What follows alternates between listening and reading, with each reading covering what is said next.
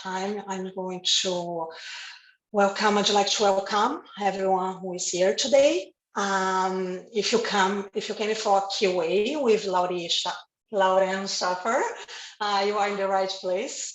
This event is sponsored by RepWorks on behalf of the aspiring women speaker. So I'd like to give a massive thanks for RepWorks for organizing this.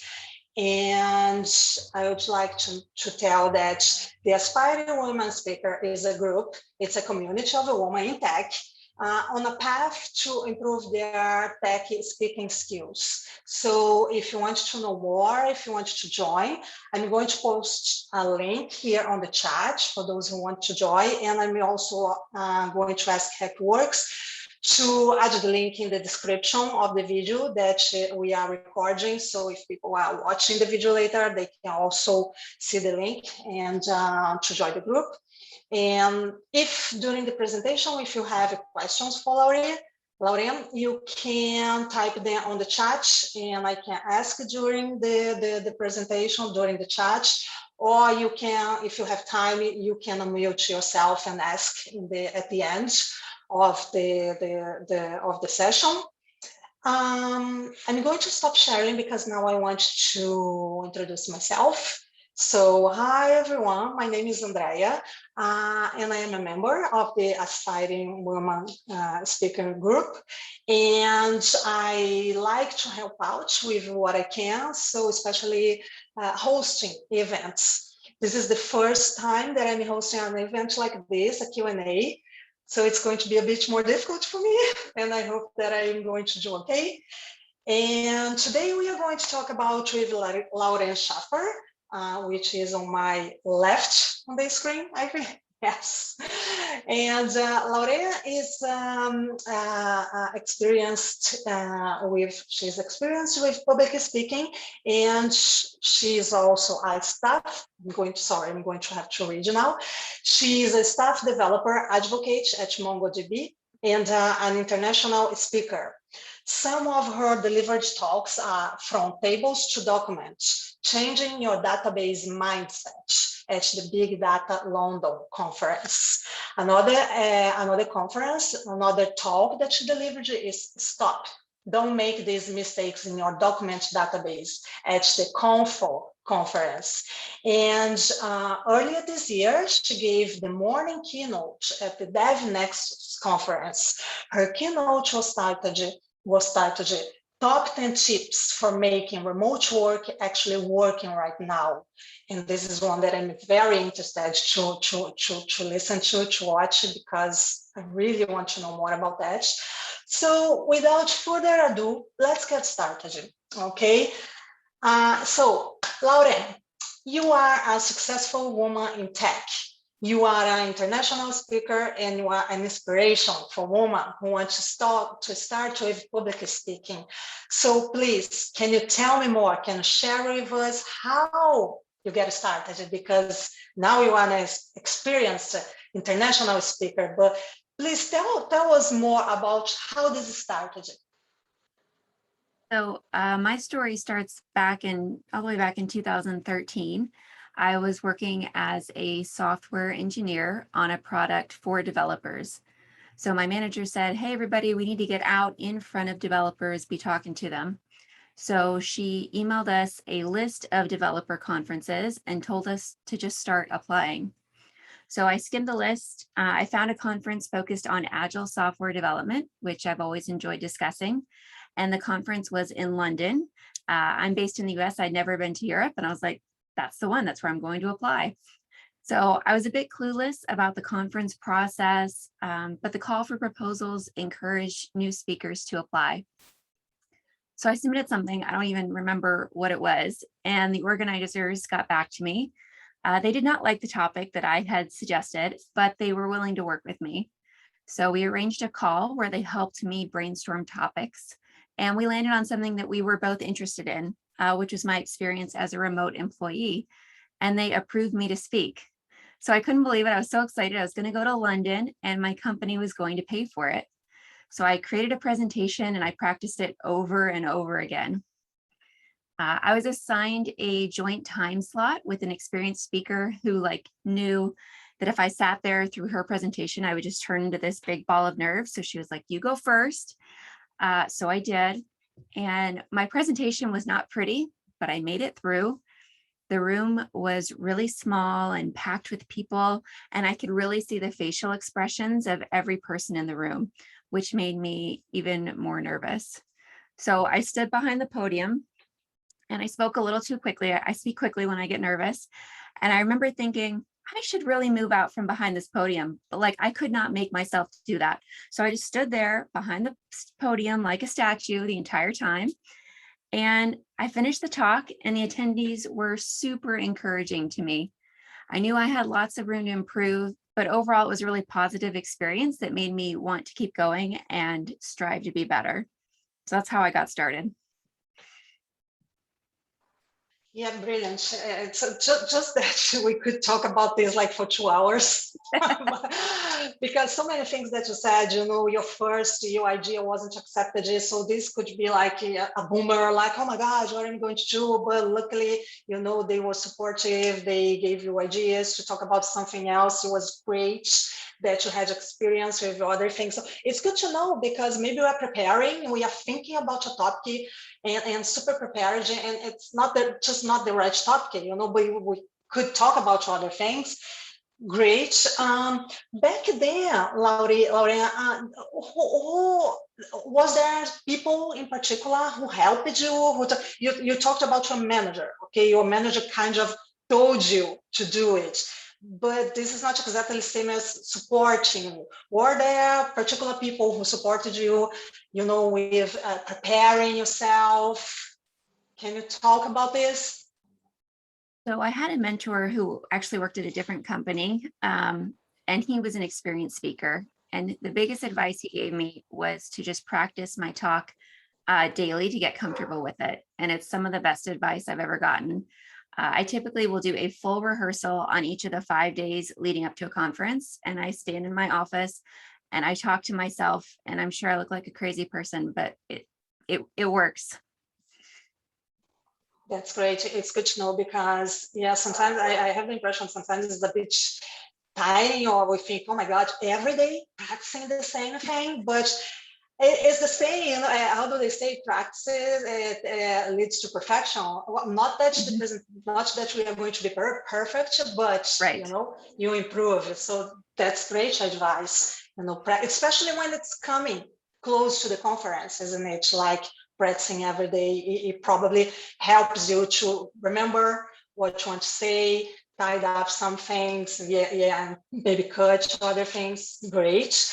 What about, but this was in the beginning. What about nowadays? Do you still use the same techniques? Do you still practice every day? How do you, first thing, how do you choose a topic, and how do you nowadays prepare for a conference? As far as choosing a talk, I'm very introverted, so I really like to brainstorm individually. So sometimes I'll brainstorm several ideas and then I'll run them by my teammates just to see which ideas they think will resonate with the developer audience. I also do a lot of writing and video creation as part of my daily job. So if I think a topic will be interesting to conference attendees, I'll turn that piece of writing or that video into a conference talk. As far as practicing goes, I'm very fortunate at MongoDB to have access to speaking coaches. So I will do a full dry run with them, and they give me valuable feedback on everything from my slides to the way my content is organized to actually my posture. We've worked on me on not sitting in a swivel chair, which is a virtual thing, that she was like, Lauren, don't sit in your swivel chair because you're moving too much. So that's something I do, is I stay very grounded. And then she's worked with me on the way that I sit. So if you don't have access to a speaking coach, though, get a colleague or two to listen to your talk, and they'll give you valuable feedback on what's working and what could be improved. The other thing I've started doing recently is practicing new talks during a live stream on YouTube and Twitch. And so attendees can ask questions live, which really helps me understand what things I need to clarify or what I should go deeper on. Yeah, that's great. And we can share this link as well. If you send me, you can type it in the chat for the people who are here now, but you can also send me it and I can share, I can ask Hackworks to share this link, okay, later in the recording, and we can share this with everyone if it's another alternative for you to practice and it helps. One thing that I wanted to add when you said that people, in your company, they help you giving feedback on the slides and everything.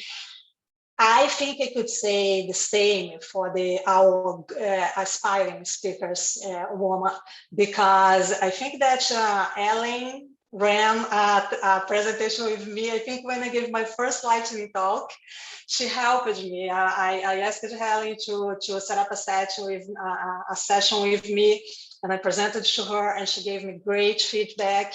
And then I could, improve more, change some things for my actual presentation. So it's great. I think this is very important to having this, because otherwise you might be practicing something that's not ideal, let's say. So feedback, it's great. Thank you. Yeah, very, very good tip. And when you started, you said that for your first big public speaking, it was something big. You went to another country. It was a conference. This is very different from what I imagine as a normal path, at least for me and people that I know who start with small baby steps. So from what I get it, you didn't have a smaller experience from before, you didn't talk on local events, small meetups, things like this. Is that all right? Yeah, and that is really abnormal. Looking back, I am amazed the conference organizers were willing to take a chance on me, and I was really lucky. Great.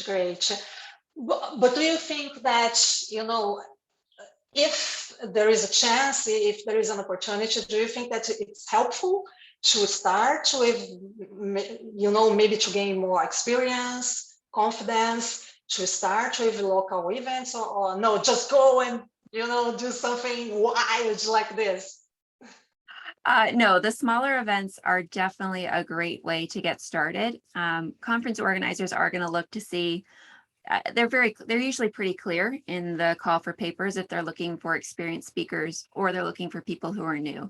So if you are applying to a conference that requires experienced speakers, you definitely want to show that you've given a talk before, either with a recording or another conference talk or something like that. So definitely cut your teeth on something. Just get out there and try it. Yeah. And so many. Go ahead. No, yeah, I was going to say, I think, at least in my humble opinion, apart from being good for you to build up your confidence, gain more experience, and etc., it's a good portfolio, because as you said, if you want to apply for a big conference and you really, really want it, you don't want to be a discarded, at least you have some background to show. Makes sense? For sure. Yeah.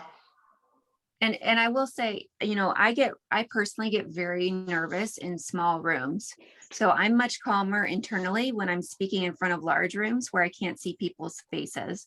So a small meetup is actually scarier to me than a huge conference room. So if you panic because you're in this small meetup, don't give up, push past that, and you might do better in a different venue. Yeah, I think I get what you mean, and I think I agree with you, because if you are in a really, really big place, huge place, it's like you are looking, but you are not seeing. Exactly. Yeah, now that you mentioned it, I remember that I've been in some meetups, and I was sitting in the front rows, and I was watching directly to the speaker because I was really interested. I really wanted to know. I was admiring them, but now that you mentioned this, I was like, oh my gosh, poor people. They were like, oh my God, this woman is focusing on me. But it's because I was really enjoying it. But yeah, it might be scary. It might be scary. Good. And there's nothing better when you have somebody on the front row who's clearly cheering you on and feeling better. It's when like people are sitting there on their phones and you're like, oh, are you hate tweeting me? Are you like, what am I going to find? Are you bored? When I sign off, am I going to have like this barrage of tweets? Like, you just don't know. But like, yeah, if you've got somebody in the audience, like encouraging you, that's the best. Yeah, we have a comment here on the chat. Always have a Yes. cheerleader in the front row. It's good. Yeah. Someone to support you, of course. Why not? Yeah, that's great. So, and Lauren, what would you recommend, especially for women, you know, who wants to start with public speaking, but we don't have like the same support that you, or maybe push that you had from your company, from your manager. Sometimes it's the opposite. You know, we have to chase the people in your company to help, to let us know, to give time for us to work on something. Do you have any tip, recommendation for cases like this? First, I would say talk with your manager about your goals and try to find some alignment. So a lot of companies have things like raising your profile or growing your reputation or increasing your scope as part of the promotion requirements or your title matrix for technical roles. So if you'd like to learn more about that, I just did a live stream recently about how to raise your profile as a developer. It's available on the MongoDB YouTube channel, and I'm just going to drop a link. I've got shameless plugs here, but like you can go and look at your title matrix and see if you can make a case for it that way. But try to understand what your company's goals are. Are they looking to attract top talent? Are they looking to demonstrate that they are an engineering powerhouse? Do they want their engineers to show technical leadership? And if so, you can make a case for speaking at events. If their hesitation is that they don't want to fund your travel to events, check if they'll support you speaking at local events or virtual events, or apply to conferences that pay for travel and accommodations for their speakers. So you can look in the CFP and they'll tell you specifically if they'll pay for you to come. I'm going to do one more plug. The MongoDB Speakers Program allows people who are speaking about MongoDB to apply to have their travel paid for. So there are options if the only thing holding you back is funding. And another thing I was thinking, make the most of this new normal that we are living now. There are so many things online, you know, that you don't need to travel. Of course, that it must be super cool, be able to go and meet people and have all that interaction. But, you know, if it's not possible, at least not to start, at least, again, building your portfolio, gaining experience, gaining more confidence, speaking in virtual events might also be something that maybe you don't even need phones, right? So, yeah. Okay, Lauren, what about topics? Because although our group is focused on women in tech, but it doesn't mean precisely developers. I myself, I'm not a developer. I'm not a programmer. So how could someone like me who doesn't have developed software engineer background, what could I share? How could I do this, you know, not being a developer? Okay, so I took a peek at your LinkedIn. We're now connected, and I saw you're a technical writer. Is that right? Yes. And you're a remote work advocate. So I think both of those are great things to talk about. You know, you can help educate developers on how to write, maybe how to improve their documentation or how to write blog posts that will really engage their audience. So you've got that writing expertise that you can share. I've done 3 different talks over the years about remote work. And that's another, you know, great topic that's becoming even more relevant, you know, now you're in this new normal. So everybody's got a story to tell, whether you're brand new to tech or you're a seasoned expert. People love to hear best practices as well as failure stories. So talks where you can learn from other people's mistakes. So really consider both technical topics as well as soft skills topics. So I typically have 1 or 2 technical talks as well as a soft skills talk that I submit to every conference. And so this gives the conference organizers a lot of choice as they work to build a well-rounded event and makes it more likely that they'll find one of my talks interesting. So yeah, currently I'm submitting 2 technical talks. One's about schema design anti-patterns, and the other is about 5 things I learned while modeling data for an app. And then I'm also submitting a soft skills talk about how to raise your profile as a developer. So if you're looking for topic ideas, take a look at the talks that have been recently selected for other events and then use them as your inspiration. That's great, brilliant. I didn't want to make, I think it is the wrong question because I didn't want to make this about me, but it was great. You gave me, I meant to say for people like me, you know, who are not developers, but I think that we got the idea that there's always something to talk about. I know Yeah.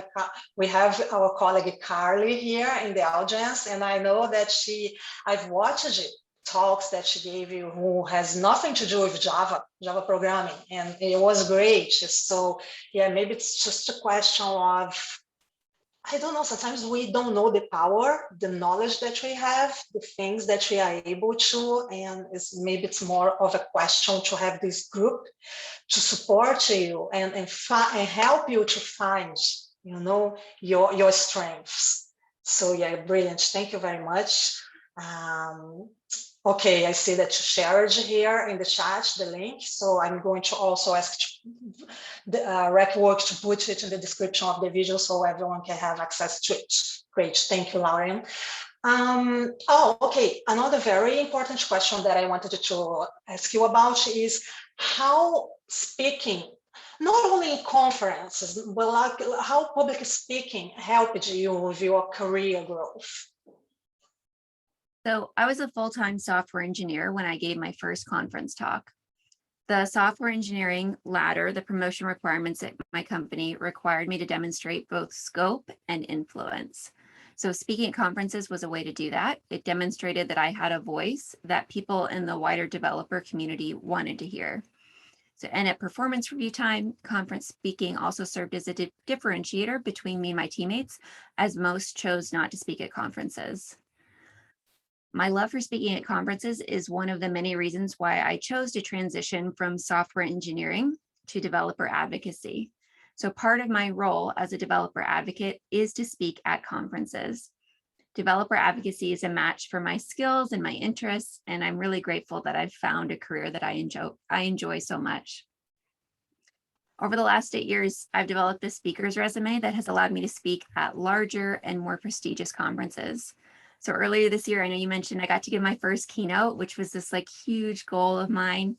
And after giving that keynote, I started receiving invitations to speaking at other events.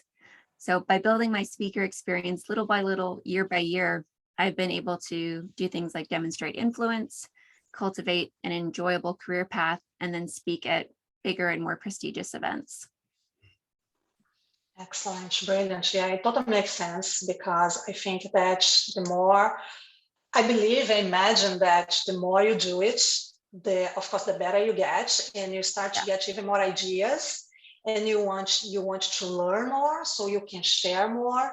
And as you said, influence people. You know, especially you said people like to listen about good practice, for example. So if you are the type of person who likes to do things right, it's a great opportunity to share. You know, if you are not happy with something, like you could go and give a conference, look, this is the recommended way to do this. You could do like this. And those are the advantages.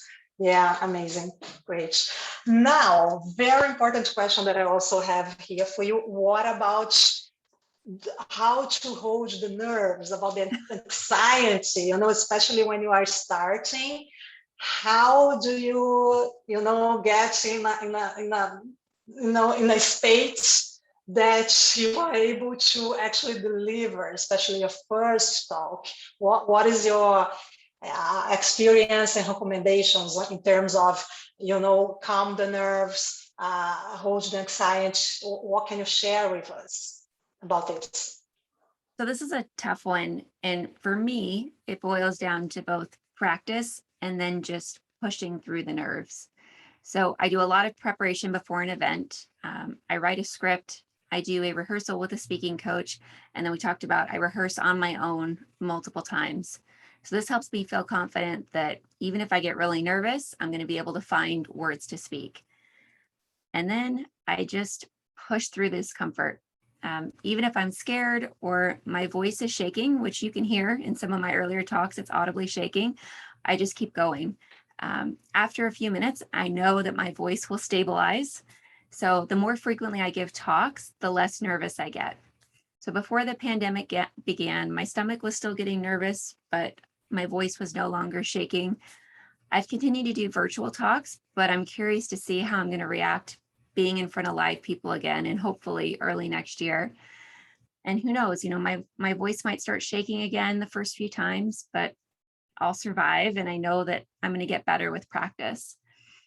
I talked a lot with my speaking coach about the nerves pre-pandemic, and he assured me that it's normal. So he is actually a professional actor, and he said he still gets nervous before going on stage every time. And so that made me feel a lot better. Like even the pros, it's normal, it happens.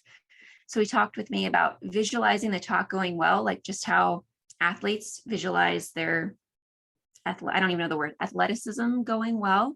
We can visualize our talks going well, and that seems to help as well.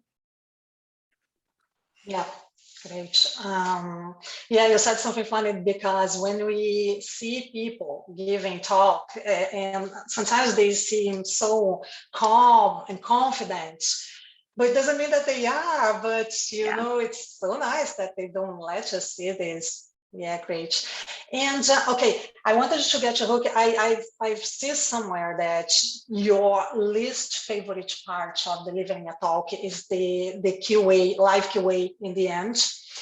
Yeah. And I totally related to this because I had a very bad, sad experience with my first the talk that I delivered, because I prepared, I got feedback, my slides were good, I think that I did a good presentation, but in the end, when I was asked a question, I think that I was so nervous, so anxious, that I got the question wrong. It's not that I didn't know the answer, but I think I was so nervous that a person asked me something, I understood something different, and I answered another thing. And I didn't realize during the presentation, okay, just later when I saw the recording, and I was like, oh my God, I can't believe that I didn't say any bullshit, but I didn't answer what was asked.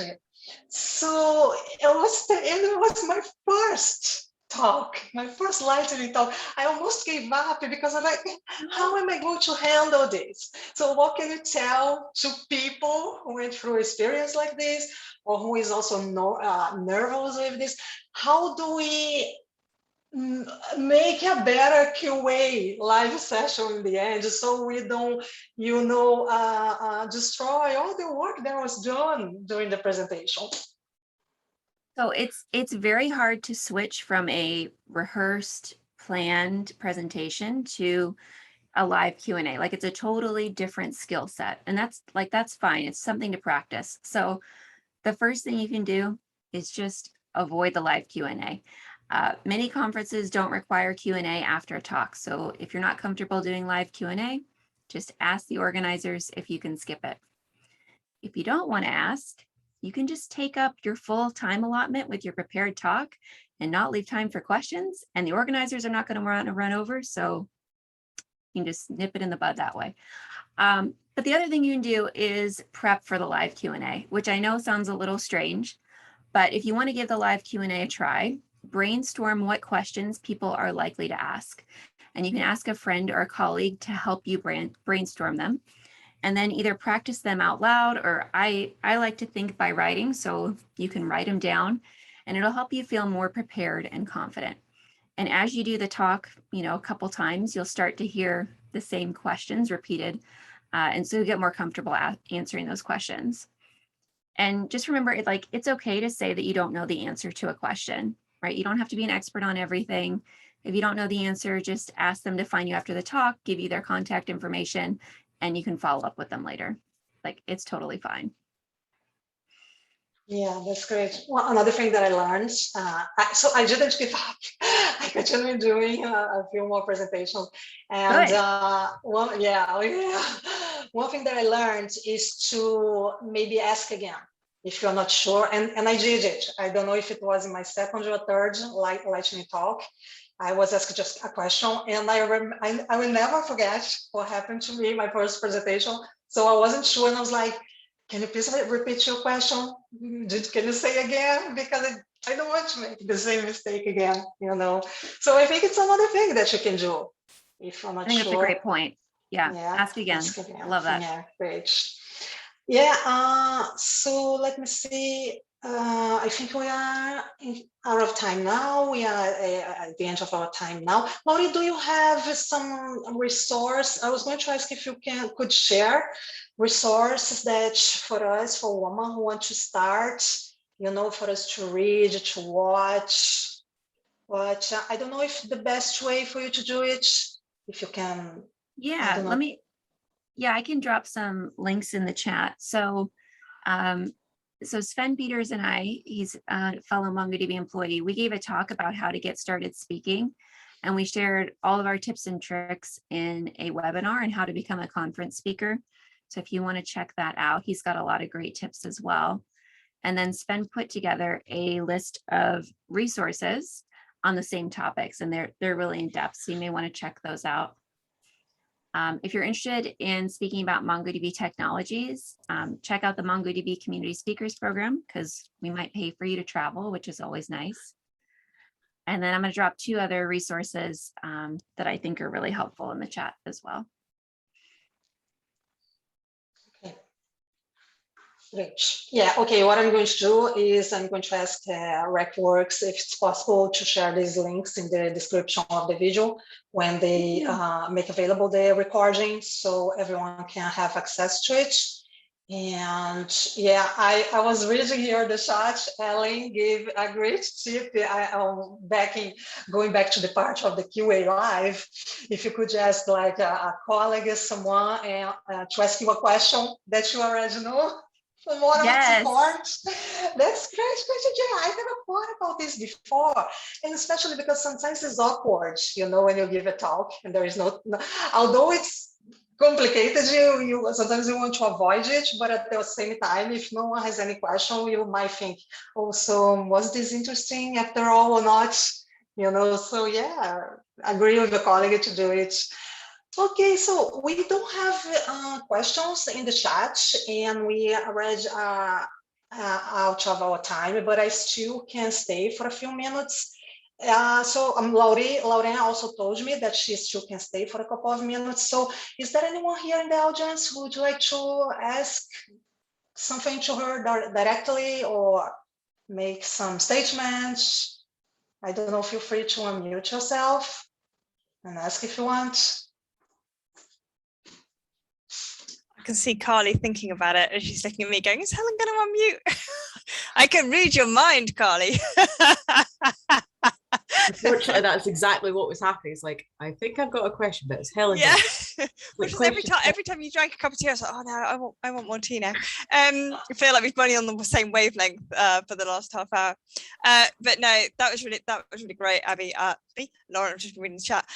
So thank you for sharing those tips. That was really interesting. I think the one question I would have as somebody who's done the majority of their public speaking in the pandemic, so I don't know if big rooms scare me or little rooms scare me or both scare me. What would be your piece of advice for transitioning from speaking into that thing to speaking in a physical location, hopefully in what year is it next year? 2022. 2022. I guess a couple things. So I cheat a lot with virtual conferences, and I write up a full script and I put it right below my webcam, and I read my script. And you can't do that when you're going live. So be sure to practice on your, with real conditions. It's going to be a totally different experience for me when I can't read a script again.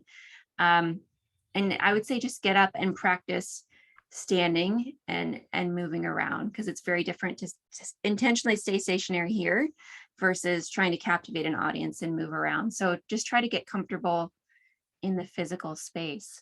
Yeah, I'll have a better answer for you once I get back out there. Get back, yeah. No, good luck. Thanks very much. Figure it out together. Sounds good. Yeah, Lauren, that was really, really interesting. I do have another question, because you said you started off as a software engineer and then you actually moved on to be an advocate. Is there anything that you miss from being a software engineer that you perhaps don't get to do as an advocate? So I don't get to code as much. I still get to code, but it's not on a daily basis, and I do miss that. But the nice thing about being a developer advocate is every day is different. So I get to use very much a mix of skills. So some days I'm speaking, sometimes I'm writing content, sometimes I'm creating videos, sometimes I'm coding. So that's what I miss the most is probably just like getting in depth in the code. But I have my manager's promise. They're going to let me go spend a quarter on an engineering team, just being an engineer, because it's been a couple of years. So it's supposed to be happening in 1 month from now, and I will get to live that again. Oh, that's amazing. I'd love to hear that experience going back again. So if you do blog anything, please do share. I'd love to hear your experience. Okay. That's what I was going to say. There we go. That's a topic idea. And that's what I was going to say. And then after that, you're going to have lots of stories to tell. Yeah.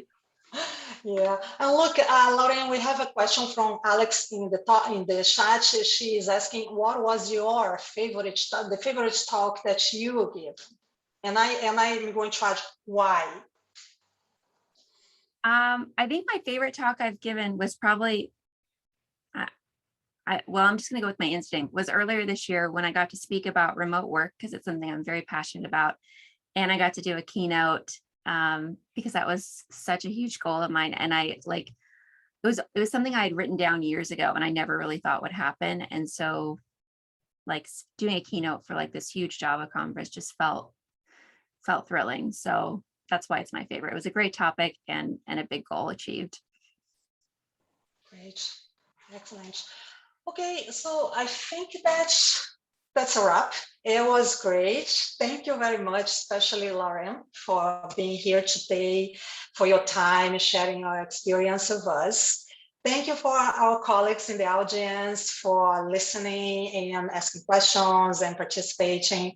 And yeah, I hope that this was as enjoyable for you as it was for me. And that's all. Yes. Thank you, Kat. Thank you, everyone. See you next time. Great job, Andrea. Thank you. Thank you very much. Bye-bye. Bye.